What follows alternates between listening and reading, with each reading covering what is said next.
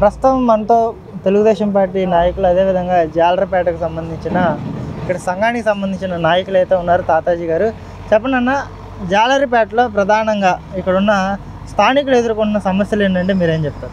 నమస్కారం, నా పేరు ఒలిశెట్టి తాతాజీ, విశాఖ పార్లమెంట్ తెలివిత అధ్యక్షుడు. అలాగే ఇక్కడ ఈ మత్స్యకార సంక్షేమ సంఘానికి వైస్ ప్రెసిడెంట్ 30,000 మందికి. ఈరోజు ఇక్కడ మాకు జాతికి జాలర్ అనేవాడికి ఈరోజు వరకు కూడా ఈ వైసీపీ ప్రభుత్వం వచ్చిన దగ్గర నుంచి కూడా ఏ విధంగా కూడా సహాయసహకారాలు అందించట్లేదు. ఎందుకు అందించట్లేదంటే గతంలో చంద్రబాబు నాయుడు ప్రభుత్వం ఉండేటప్పుడు మత్స్యకారుల భరోసా కింద 4,000 వేసేటప్పుడు ప్రతి ఇంట్లో ఎంతమంది మత్స్యకారులు ఉంటే అంతమందికి కూడా 4,000 రూపాయలు వచ్చేవి. ఈరోజు వైసీపీ ప్రభుత్వం వచ్చిన తర్వాత మత్స్యకారులు అనేవాడికి ఒక రేషన్ కార్డు మీద ఒకరికే పడుతుంది, మిగతా వాళ్ళకి కూడా ఎవరికి కూడా పడుతుంది. అది పెట్టిన వాళ్ళకి అంత అమ్మఒడి ఉన్నా సరే, బ్యాంకు లోన్లు ఉన్నా సరే, కరెంటు బిల్లు వచ్చినా సరే వాళ్ళకి కూడా అది పడట్లేదు. అసలు మత్స్యకారు భరోసా అనేది పెట్టింది దేనికి పెట్టాడో 10,000 రూపాయలు అనేది ఇప్పుడు కూడా మాకు అర్థం కావట్లేదు. కుటుంబానికి 10,000? కుటుంబానికి కాదు, ఒక్కొక్కరికి మత్స్యకారు అనేవారు వేటకి వెళ్ళిన ప్రతి ఒక్కరికి అందరూ కూడా ఫిషర్మెన్సే, జాలర్లందరూ కూడా. వీళ్ళందరికీ కూడా వేటకి వెళ్తేనే కదా జీవనోపాధి సాగదు. ఈ 2 నెలలు బ్యాండ్ పీరియడ్ ఇచ్చేటప్పుడు ఆ బ్యాండ్ పీరియడ్కి సెంట్రల్ గవర్నమెంట్, స్టేట్ గవర్నమెంట్ గతంలో మనకి ఇచ్చేది ఏంటంటే 4,000 రూపాయలు ఇచ్చేటప్పుడు ప్రతి ఇంట్లో ఎంతమంది ఉన్నా సరే అంతమంది కూడా ఫిషర్మెన్కి 4,000 రూపాయలు పడింది. ఇప్పుడు ఈ ప్రభుత్వం వచ్చిన దగ్గర నుంచి కూడా ఒక రేషన్ కార్డు మీద ఒకరికి పడుతుంది. ఇప్పుడు చెప్పాను కదా, అమ్మఒడి పడినా సరే, కరెంటు బిల్లు ఎక్కువ ఉన్నా సరే, సంక్షేమ పథకాలు ఏమి తీసుకున్నా సరే ఆ ఫిషర్మెన్ డబ్బులు కూడా పడట్లేదు, ఆ 10,000 రూపాయలు కూడా. అది పెట్టిన వాళ్ళకి కూడా చాలా వరకు కూడా 30 to 40% మాత్రమే పడుతుంది తప్ప మిగతా వాళ్ళకి పడట్లేదు. ప్రధానంగా ఇక్కడ 26,500 మందికి మేము ఇల్లు కట్టించి ఇచ్చామని చెప్పేసి ఒక పక్క గణేష్ గారు చెప్తున్నారు. మరి ఇక్కడున్న 30,000 మంది ఫిషర్మెన్స్లో ఎంతమందికి ప్రభుత్వం నుంచి ఇల్లు అందినాయి, ఎంతమంది వెళ్ళి అక్కడ కాపురాలు ఉంటున్నారంటే ఏం చెప్తారు? ఎవరు చెప్పారు? గణేష్ కుమార్ చెప్పరా? 26,000 మందికి ఇల్లులు కట్టించాడని చెప్తారు. 26,500 మందికి 500 ఇల్లు చూపించమని చాలు. 26,000 పక్కన పెట్టి 500 ఇల్లులు ఎక్కడిచ్చాడు, ఎవరికి ఇచ్చాడు, ఎక్కడ కట్టించాడో ఒకసారి లిస్ట్ అవుట్ చేయమనండి గణేష్ కుమార్ని. ఈరోజు చెట్టు పేరు చెప్పుకుని కాయలు అమ్ముకున్నవాడు గణేష్ కుమార్, అర్థమవుతుందా? ఈరోజు వరకు కూడా మేము 2 సార్లు గెలిపించింది స్థానిక మత్స్యకారులు, జాలర్లు తప్ప ఇంకెవరూ కాదు. ఈరోజు వన్ సైడ్ వార్, ఒక్కడ కూడా ఆయనకు ఓటు వేస్తే ఈరోజు ఓటు బ్యాంక్ ఎంత ఉందని తెలిసే సౌత్లో 46,000 చిల్లర ఉంది మా ఫిషర్మెన్ కమ్యూనిటీ మొత్తం అంతా కలిపి. ఓకేనా? 46,000 స్థానికులు, అది కూడా అది పక్కా ఓటు బ్యాంక్. అది ఎక్కడి నుంచో వలస వచ్చిన కాదు మేము, ఇక్కడ స్థానికులు తాతల మొత్తాల దగ్గర నుంచి పుట్టి పెరిగిన వాళ్ళు. ఓకేనా? అటువంటి వాళ్ళు ఈరోజు 100కి 10% పడదా చూసుకోమన్నాడు. ఇప్పుడు ఆ గణేష్ కుమార్ 26,500 ఇల్లు ఎక్కడ ఇచ్చాడు, ఏ విధంగా ఇచ్చాడు, ఏ విధంగా కట్టించాడు చెప్పమనండి ఒకసారి. బోట్ ప్రమాదం జరిగింది కదా, ప్రమాదంలో ఎవరైతే నష్టపోయిన బాధితులు ఉన్నారో 30 లక్షల వరకు ఇచ్చాం కూడా ఏ ప్రభుత్వాలు ఇవ్వలేదు, 30 లక్షలు ఇచ్చారు కాబట్టి మేమంతా అటే ఉన్నాం అన్నట్టుగా కూడా ఇక్కడ ఉన్న కొంతమంది చెప్పుకొస్తున్న పరిస్థితి. ఎలా చూడొచ్చు ఈ కామెంట్? ఒక విషయం చెప్పనా, ఆకలేసిన వాళ్ళకి అన్నం పెడితే ఆడే దేవుడు అంటారు. అలాగే కాలిపోయిన తర్వాత ప్రభుత్వాలు వచ్చి ఆదుకోవడానికి తప్పెట్లేదు కదా. ఏ ప్రభుత్వంతో ఆ ప్రభుత్వం ఆడుకుంటుంది, దానికి నువ్వేం చేసావంటున్నా నేను. అసలు నీ ఇంట్లో ఒకరోజు ఒక్కొక్క ఇప్పుడు కాలిపోయిన వాళ్ళకి ఒక 10,000 రూపాయలు నీ చేతి డబ్బులు ఇచ్చావని అడుగుతున్నా ఫస్ట్ సూటిగా. ప్రభుత్వం ఇచ్చిన డబ్బులకి నేను ఇచ్చాను అనుకోని చెప్పుకుంటే అది సమంజసం కాదు. మేము ఆ రోజు రోడ్డు ఎక్కినంత వరకు నువ్వు ఇంట్లో నుంచి బయటకు రాలేదు. మళ్ళీ మేము టీడీపీ ప్రభుత్వంలో 64 లక్షల రూపాయలు మొన్న మేము ఇచ్చాం. దేనికి?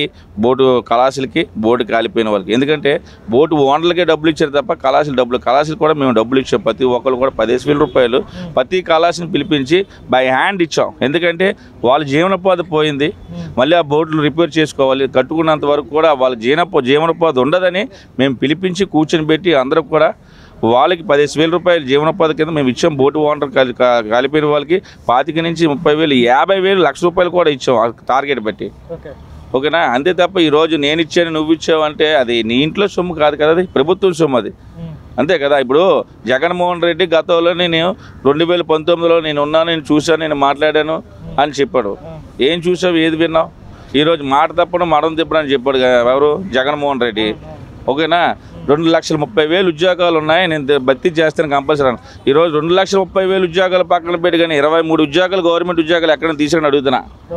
ఈరోజు చదువుకునే విద్యార్థులు ఏంటి రేపు బాగుతుంది భవిష్యత్తు ఏంటి? ఈరోజు మా ఫిషర్మెన్ దాంట్లో చాలామంది చదువుకున్నారు. ఈ రోజు వరకు కూడా ఎవరికి కూడా ఈరోజు ఉన్నతమైన చదువులు చదువుకున్న ఒకటి కూడా ఉద్యోగం లేకుండా పోయింది. ఈరోజు మా ఫిషర్మెన్ చూసుకుంటే గణేష్ నిమజ్జనం కోసం అని నిమజ్జనం కోసం అక్కడ పనిచేస్తే దాదాపు 2 నుంచి 3 సంవత్సరాలు ఇప్పటి వరకు కూడా గణేష్ నిమజ్జనం డబ్బులు కూడా ఈ రోజు వరకు కూడా మా ఫిషర్మెన్ జాలాలకు స్థానికులకు ఇవ్వలేదు. అటువంటి ప్రభుత్వం వీళ్ళు ఈరోజు గణేష్ కుమార్ అందరూ మత్స్యకారులు పక్కన అంటున్నారు కదా. ఒక్క విషయం అడుగుతున్నా, గణేష్ కుమార్కి సూటుగానే అడుగుతున్నా, ఈరోజు నువ్వు ఏ విధంగా గెలిచావు? 2 సార్లు ఎవరిని పట్టుకొని గెలిచావు? ఏ స్థానికులు ఓట్లు వేస్తే నువ్వు గెలిచావు? ఈరోజు అదే స్థానికులు లేరనుకొని నువ్వు తిరుగుతున్నావు కదా. రేపు జరగబోయే ఎలక్షన్లో ఇప్పుడే చెప్పా, 46,000 చిల్లర ఓటు ఉంది. ఒక 10% నీకు పడితే మాత్రం ఈ ఉరుదులిసి మేము అందరం వెళ్ళిపోతా. నువ్వు వెళ్ళిపోతావా? 10%. ఓపెన్ ఛాలెంజ్ అంతే. ఈరోజు స్థానికులు మేము, అలాగే ఎక్కడి నుంచి వచ్చిన వాళ్ళం కాదు కదా మేము. ఈరోజు ఎక్కడ ఒక విషయం చెప్పనా, నేను చెప్తాను పూర్తిగా అంటారా? నా అవసర నిమిత్తం అందరూ నావాలనుకుంటే అది అవ్వదు కదా. ఈరోజు నువ్వు కోట వీధులు పుట్టావు, కోట వీధుల్లోకి వెళ్ళి నువ్వు కూర్చున్నావా? నీకు ఇల్లు ఉంది అక్కడ. ఇప్పుడు కోట వీధులు నువ్వేం చేసావు? కోట వీధి కాపురస్తులు కాక ఉన్నారు. ఈరోజు పొల్యూషన్తో చాలామంది ఇబ్బంది పడి చాలా అనారోగ్యాలు పడుతున్నారు. వాళ్ళ కోసం ఈరోజు ఆలోచించావా? అక్కడ కాలువ ఉంది, ఆ కాలువ ఏ రోజున క్లీన్ చేసావా? చెప్పు ఒకరోజు. ఇప్పుడు మేము చేస్తున్నాం అది. మళ్ళీ ఈ ఎలక్షన్ కోడ్ పడిపోయిన తర్వాత సోషల్ సర్వీస్ మేము చేస్తున్నాం. ఎన్ని సంవత్సరాల నుంచి, 10 సంవత్సరాల నుంచి గతంలో నువ్వు ఉన్నప్పటి నుంచి ఈ రోజు వరకు నువ్వు ఏమైనా పని పెట్టావా? అక్కడ కూడా మా స్థానికులు ఉన్నారు, అక్కడ కూడా మా జాలాలు ఉన్నారు, అక్కడ కూడా మత్స్యకారులు అందరూ ఉన్నారు. ఈ రోజు వరకు కూడా మత్స్యకారుడు అనేవాడని పేరు మీదే నీకు ఇచ్చారు తప్ప సీటు. గతంలో ఫస్ట్ టైం నువ్వు ఓడిపోయినప్పుడు మత్స్యకారులు కంపల్సరీ కోట ఇవ్వాలని చంద్రబాబు నాయుడు గారు అప్పట్లో 2 సార్లు సీట్ ఇస్తే 2 సార్లు మేము గెలిపించాం. పోయిన తర్వాత దేనికని ఇచ్చారు? మత్స్యకారుడు ఇచ్చాడు. ఆ మత్స్యకారులు నువ్వు ఏ విధంగా సాహసాగాలు అందిస్తున్నావు? గతంలో 2014 నుంచి 19 వరకు అదే ఫిషర్మెన్కి వాళ్ళు ఇచ్చేవాళ్ళం. టీడీపీ ప్రభుత్వంలో ఇంజిన్లు ఇచ్చేవాళ్ళు, జీపీఎస్లు ఇచ్చేవాళ్ళు, ఫైబర్ బోట్లు ఇచ్చేవాళ్ళు, అలాగే తర్వాత ఏంచి చేపలు లోడ్ చేసుకోవడానికి బళ్ళు ఇచ్చేవాళ్ళు. ఈ రోజు వరకు నువ్వేమి ఇచ్చేవని అడుగుతున్నావు? వర్తించడం పక్కన పెట్టి కానీ ఒక్కటి కూడా ఏ రోజైనా సరే జేడీపీఎస్ఎస్కి డిపార్ట్మెంట్కి ఒక లిస్ట్ ఇవ్వమనండి. ఒక జాలాడు కానీ వాడబాజీలు కానీ ఎవరికైనా సరే సహాయ సహకారాలు మీరు అందించారు మీ ప్రభుత్వాలు అడుగుతున్నా. ఒకరు చూస్తే మన జట్టీలు కట్టేస్తాం, పోర్టులు కట్టేస్తాను. ఈ రోజు వరకు శంకిస్తాను కొబ్బరికాయలు కొట్టడం తప్ప ఒక జట్టి ఓపెన్ అయిందని జగన్మోహన్ రెడ్డిని ప్రశ్నిస్తున్నాను. అలాగే 152 కోట్లు పెట్టి పోర్ట్ ట్రస్ట్ వాళ్ళు, VCTPL కావాలని వాళ్ళు సులభం కోసం కట్టుకున్నది తప్ప ఫిషింగ్ హార్బర్ని ఏం డెవలప్మెంట్ చేశారని అడుగుతున్నా. చూపించమని ఎవరన్నా సరే. బిల్డింగ్ ఒక విషయం చెప్పనా, తాగనందుకు గింజలేదు తాగుముచ్చుడికి ఎదురు పిల్లలని అన్నారు, సామెత ఉంటుంది. అలాగా ఇదేంటంటే వాళ్ళ సులభం కోసం అని వాళ్ళ కోసం చేసుకుందే తప్ప ఈరోజు వరకు ఫిషర్మెన్కి అక్కడ జీవనోపాధి సాగించిన వాళ్ళకి ఏ విధమైన లబ్ధి పొందుతుంది మీరు చెప్పండి. అది ఇదే గణేష్ కుమార్ మత్స్యకారుల నాయకుడు, మత్స్యకారుల ఎమ్మెల్యే అని చెప్పుకొని తిరుగుతున్నాడు కదా. ఇదే గణేష్ కుమార్ అడుగుతున్నాడు సూటిగా, గణేష్ కుమార్ నీకు ఏమాత్రం సిగ్గు చీవు నెత్తురు ఏమాత్రం ఉన్నా సరే అది దేనికి ఉపయోగపడుతుంది చెప్పు. అసలు అక్కడ వేట చేసుకునే వాళ్ళకి ఏమైనా నువ్వు చేస్తున్నావా? అక్కడ ప్యాకింగ్ చేసుకునే వాళ్ళకి ఏమైనా చేస్తున్నావా? ఏదైనా సరే నీ స్వలాభం కోసం, అలాగే అధికార స్వలాభాల కోసం చేసుకుని తప్ప రెండోది అయితే ఏం లేదు. అంటే కేవలం వైఎస్ఆర్సీపీ పార్టీ జాలర్లను గుర్తించి నాకు సీట్ ఇచ్చింది కాబట్టి ఒక్క సీట్ని గెలిపించుకోవాలి అన్నట్టుగా కూడా మొన్న మధ్యకాలంలో ఆయన కొన్ని కామెంట్స్ చేశారు. టీడీపీ ఇచ్చిన సంగతి మర్చిపోయి ఈ కామెంట్స్ కొత్తగా చేయడం ఎలా చూడొచ్చు అంటారు? నేను ఏంటంటున్నాను, ఒక సామెత ఉంది, బొడ్డు దాడిపోయిన తర్వాత పడవ తగలేయడం అంటే ఇదే. అంటే గతంలోని నువ్వు అసలు గణేష్ కుమార్ అనే వ్యక్తి స్థానికులుగా ఈరోజు నీకు తెలుసా? లేదు. ఈరోజు టీడీపీ ప్రభుత్వంలోని మత్స్యకారుని సీట్ ఇచ్చిన తర్వాత నువ్వు గెలుచుకున్నావు. ఈరోజు అదే సీట్ నువ్వేం చేసావు? జాతిని అమ్ముకున్నావు, మా జాతిని తీసుకెళ్ళి అమ్ముకున్నావు. ఈరోజు వరకు కూడా ఒక్క ఓట్ నేను మాట్లాడడం కాదు, ఇక్కడ ఉన్న మొత్తం ఎవరన్నా అడగండి, ఆయన కోసం కానీ గణేష్ కుమార్కి ఎవరన్నా ఓటేస్తారంటే ఇప్పుడు మీ ఎదురుగా మంగళసభ్యులు గుండు గీసుకుంటా. ఇవన్నీ అంటే వాళ్ళు ఏదో చెప్పుకోవడానికి ఇప్పుడు ఏం చెప్పాను, వాళ్ళు సులాభం కోసం నా కమ్యూనిటీ ఉంది. కమ్యూనిటీ ఊళ్ళో తిరగమనండి. ఎందుకు రావట్లేదు, ఎందుకు తిరగట్లేదు? ఈరోజు మన బడ్డీలు కాలిపోయి, మా వాళ్ళు వేటకోళ్ళు బడ్డీలు కాలిపోయి అంతే చూసే పాపం లేదు, వాళ్ళకి ఏదైనా జీవనోపాధి చేసే పాపం లేదు. అటువంటి వాడికి ఎవడండి ఓటేస్తాడు నాకు అర్థం కాదు. ఈ రోజు వరకు మత్స్యకారులు అనేవాడు ప్రతి ఒక్కరు కూడా ఈరోజు టీడీపీ, జనసేన, బీజేపీ, ఎందుకంటే ఉమ్మడి కూటమి మీద మరి ఏర్పడిన పార్టీ కాబట్టి కంపల్సరిగా మత్స్యకారు అనేవాడు కోస్టులు నువ్వు ఎక్కడ చూసుకోండి, నెల్లూరు దగ్గర నుంచి ఇక్కడ ఇచ్చాపురం బోర్డర్ వరకు ఎక్కడికి వెళ్ళినా సరే తెలుగుదేశం పార్టీయే మత్స్యకారు అనేవాడే తెలుగుదేశం పార్టీ. ఇప్పుడు ఇంకో ప్రశ్న, ప్రతి మంగళవారం ప్రతి శుక్రవారం ప్రజా దర్బారు పేరుతో ప్రజల సమస్యలన్నీ కూడా నేను పరిష్కరిస్తున్నా, రాష్ట్రంలో ఏ ఎమ్మెల్యే చేయని విధంగా వైజాగ్ సౌత్ని నేను ఒక బాధ్యత తీసుకున్నా అంటున్నారు కదా, ప్రజా దర్బార్ ఎంతవరకు హిట్ అయిందంటారు? నిజంగా ఈ ప్రజా దర్బార్ అనేది మీకు ఉపయోగకరంగా ఉందంటే మీరేం చెప్తారు? అసలు ప్రజా దర్బార్ అనేది ప్రభుత్వ పథకాల్లో పథకం కాదు, అది ఆయన సులభం కోసం ఆయన లబ్ధి కోసం పెట్టుకుని తప్ప రెండోది అయితే కాదు. అది ప్రజా దర్బార్ అనేది ఏంటంటే అదే చెప్తున్నాను, ఈ రోజు వరకు ప్రజా దర్బార్ అనేది ఎమ్మెల్యే అనేవాడు ఊర్లో ఉండాలి తప్ప ఎక్కడో ఆఫీసులో కూర్చొని పనిచేయను కాదు. ప్రజా దర్బార్ ఎందుకు పెట్టారు, దేనికోసం పెట్టారు? నీ దగ్గరికి ఎవరు రావట్లేదు, నువ్వు వచ్చావు తప్ప, నువ్వు కావాలని చేసుకుంది, అది నీ ఇండివిజువల్ చేసుకుంది. నీ దగ్గరికి ఎవరు రావట్లేదు, నేను నా దగ్గర రావట్లేదు కాబట్టి ఏదో విధంగా ప్రజల్లోకి వెళ్ళాలి, ఎవరికో సాయం చేయాల్సినట్టు ఉండాలనుకొని నువ్వు వస్తున్నావు. నీవు కొత్తగా పెట్టుకుంది ప్రజా దర్బార్ తప్ప ఏ విధంగా సహాయశాఖ లేదు, ఎవరికి అందింది లేదు కదా. దాంట్లోనే ప్రజా దర్బార్ వల్ల ఉపయోగం ఏముందని అడుగుతున్నా. అసలు నువ్వేం చేసావు ప్రజా దర్బార్లో ప్రజలకి, ఏ విధంగా నువ్వు చేసావు పని? ఈరోజు మత్స్యకారులకి విశేషలో మంగళవారం పెడుతున్నావు, ఏం నువ్వు సాధించేవారు అందులో? నువ్వేం చేసావు చెప్పు మా మత్స్యకారులకి?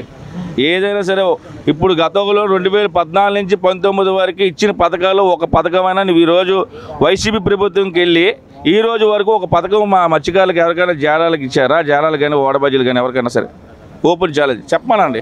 నేను ఇప్పుడు ఏం మాట్లాడడం కాదు, ఆయన గుండెల మీద చేసుకొని నిజంగా తెలుగుదేశం ప్రభుత్వంలోని ఆయనకున్న గౌరవ మర్యాద ఏంటి, ఈరోజు వైసీపీలోకి వెళ్ళిన తర్వాత ఆయన చీకొట్టుకోవాల్సిన పరిస్థితి ఎందుకు వచ్చింది ప్రజలకి? ఇప్పుడు కూటమిలో ఉన్న అభ్యర్థి ఎవరైతే వంశీకృష్ణ గారు ఉన్నారో ఆయన పరిస్థితి ఏంటి? ఆయన వ్యక్తిగతంగా పర్వాలేదు, ఇద్దరు క్యారెక్టర్లలో ఎవరు బెటర్ అంటే ఏం చెప్తారు?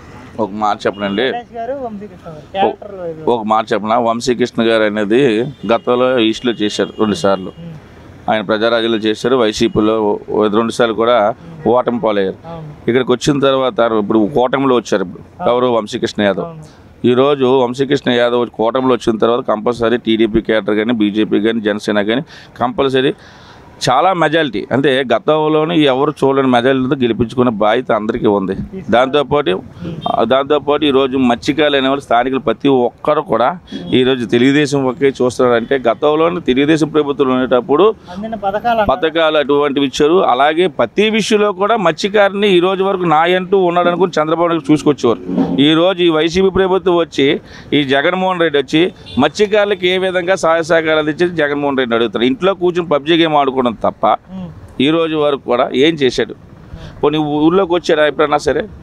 అసలు మొన్న బోట్లు కాలిపోయి అంటే తగలపడిపోయినప్పుడు అకస్మాత్తుగా పవన్ కళ్యాణ్ వచ్చి మీ మీద సౌతి తల్లి ప్రేమ చూపించారు, నిజమైన ప్రేమ చూపించింది మా ప్రభుత్వం అని చెప్పేసి కొంతమంది వైసీపీ నాయకులు అంటున్నారు. ఎలా చూడొచ్చు అంటారు ఈ కామెంట్స్? మీకు ఒకటి చెప్పనా, ఈరోజు మేము రోడ్డు ఎక్కినంత వరకు కూడా వైసీపీ నాయకులు వాళ్ళు డబ్బులు శాంక్షన్ చేయలేదు, ఓకేనా? ఈ రోజు వరకు కూడా జగన్మోహన్ రెడ్డి ఏదో చెప్తున్నారు, ఈ జగన్మోహన్ రెడ్డి నాయకులు ఏదో చెప్తున్నారు. పవన్ కళ్యాణ్ ఆయన సొంత నిధులతో వచ్చి సొంతగా పనిచేశాడు. దేనికి? నాలాంటి ప్రజలే నా ఇబ్బందులు వాళ్ళ ఇబ్బందులు నా ఇబ్బంది అనుకొని ఈరోజు అటువంటి ఇబ్బందులు ఉండకూడదు, పేద ప్రజలు బాగుండాలని కోరిక మేరకు ఆయన సొంత నిధులతో ఖర్చు పెట్టారు. ఇలా ప్రభుత్వం సొమ్ము ఇచ్చి మేము ఎంత ఖర్చు పెట్టాము, ఎంత ఇచ్చామని చెప్పుకోవట్లేదు కదా. మీరెందుకు ఇవ్వలేకపోయారు? నువ్వు విషయం అన్నా కదా, నువ్వెందుకు రాలేకపోయావు? ఆ రోజు కాలిపోయినప్పుడు మేము రోడ్డు ఎక్కినందుకు నువ్వెందుకు రాలేదు? ఇది అన్నీ అంతే కావాలని ఒక బురద జరగడం తప్ప రెండోది అయితే కాదు. సవర్తలి ప్రేమ అంతే. ఉమ్మడి కుటుంబంగా కలిసేటప్పుడు 3 పార్టీలు కలిసినప్పుడు ఒకరికొకరు అండర్స్టాండింగ్ లేకపోతే ఎలా అవుద్ది? చేయగలరు ఎవరైనా సరే. ఒక తెలుగు పుట్టిన బిడ్డలు నలుగురు కూడా కలిసి ఉంటేనే కదా ఏ కార్యక్రమం చేయగలరు. అలాగే ఇప్పుడు ఈ రావణ రాక్షసు ప్రభుత్వం పోవాలంటే, రాముడు రాజు రావాలంటే కంపల్సరీ అందరూ కలిసికట్టుగా ఉండాలి. ఒక పిచ్చుకొక రోడ్డు మీదకి వచ్చిందంటే ఆ పిచ్చుకొకను కొట్టాలంటే నేను నువ్వు అని కదా, అందరూ కూడా తలుపుతాను కొడతాం.